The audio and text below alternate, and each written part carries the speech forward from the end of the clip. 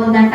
మరియను దూరంగా చూసింది, ఆమెలో ఆత్మను గుర్తించింది, ఆమెలో పరిశుద్ధాత్ముడు ఉన్నాడని గుర్తించి ఆమె అంటుంది, నువ్వు స్త్రీలలో ఆశీర్వదింపబడిన దానివి.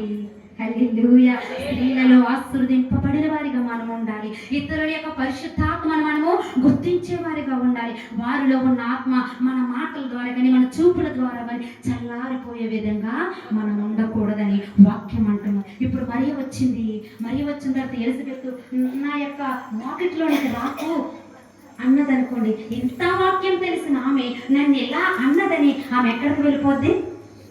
వెనకడికి వేస్తారా? ఆమె దగ్గర కూర్చుంటుందండి.